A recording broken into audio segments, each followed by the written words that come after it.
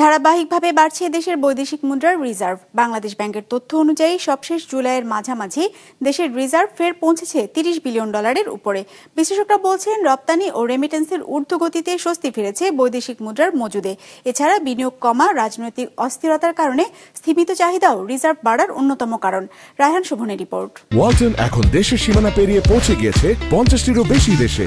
ওয়ালটন, ঘরে ঘরে বিশ্বজুড়ে। স্বস্তি ফিরতে শুরু করেছে দেশের বৈদেশিক মুদ্রার রিজার্ভে। বাংলাদেশ ব্যাংকের হালনাগাদ তথ্য অনুযায়ী চলতি মাসের 16 তারিখ পর্যন্ত দেশের গ্রস রিজার্ভ পৌঁছেছে $3002 কোটি, যা আগের বছর একই সময় ছিল $2582 কোটি।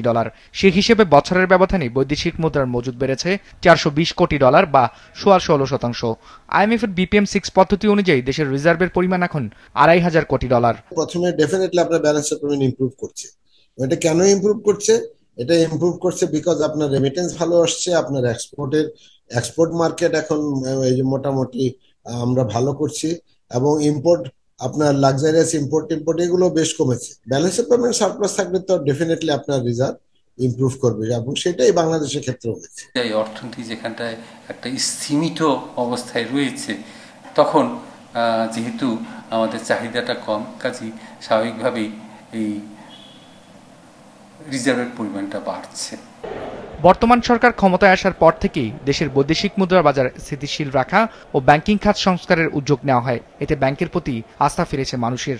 তথ্য বলছে 2024-25 অর্থ বছর শেষে দেশের ব্যাংকিং চ্যানেলে রেমিটেন্স এসেছে $3032 কোটি। একই সময় রপ্তানি আয় এসেছে $4800 কোটি। সব মিলিয়ে অর্থ বছর শেষে বৈদেশিক মুদ্রা আয়ের পরিমাণ দাঁড়িয়েছে $7832 কোটি, যা আগের অর্থ বছরের তুলনায় প্রায় $1000 কোটি বেশি। আয়ের বিপরীতে প্রতি মাসে আমদানি দায় পরিশোধ হয়েছে গড়ে $600 কোটি। আগের অর্থ বছরের তুলনায় বিদেশি দায় পরিশোধ বেড়েছে 19% মতো। দায় দেনা পরিশোধ করতে পারছেন বিকজ আপনার রেমিটেন্স থেকে যে আপনার যে আর্নিং হচ্ছে, আপনার এক্সপোর্ট থেকে যে আর্নিং হচ্ছে, সেগুলো বেশ ভালো, মানে এগুলো গ্রোথ রেট অনেক বেশি, যার জন্য দায় দেনা পরিশোধ করার পরেও আপনার সারপ্লাস থাকে। বিশ্লেষকরা বলছেন, দেশে বিদেশি ঋণ পরিশোধের চাপ বেড়েছে, সামনের দিনে যে আরো বাড়তে পারে। এছাড়া দেশের রাজনৈতিক, অর্থনৈতিক ও সামাজিক পরিস্থিতি স্বাভাবিক হলে বাড়তে পারে আমদানির চাপও। তবে সেই অনুযায়ী আয়ের পথ টেকসই করা না গেলে আবারও চাপ বাড়তে পারে বৈদেশিক মুদ্রার রিজার্ভে। রিজার্ভ বাড়ছে, এটা সুখবর, কিন্তু তার অর্থে এই নয় খারাপ সময়টা পার হয়ে এসেছি, এখন এটা রিজার্ভটা ক্রমাগতভাবে বাড়তে থাকবে, তা কিন্তু নয়। চাহিদা এবং ঋণ পরিশোধের যে দায় এগুলো কিন্তু ক্রমাগতভাবে বাড়বে।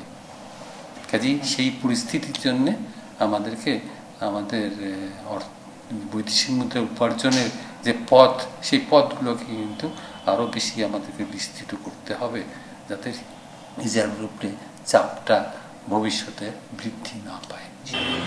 তথ্য বলছে 2024-এর মে মাসে IMF এর BPM-6 পদ্ধতি অনুযায়ী দেশের রিজার্ভ ছিল $1832 কোটি, যদিও সে সময় প্রকৃত রিজার্ভ নেমে আসে $1300 কোটি। তবে আন্তর্জাতিক মানদণ্ড অনুযায়ী দেশের ন্যূনতম রিজার্ভ থাকার কথা $1500 কোটি। রায়হান শোভন, বিজনেস রিপোর্ট, মাছরাঙা টেলিভিশন।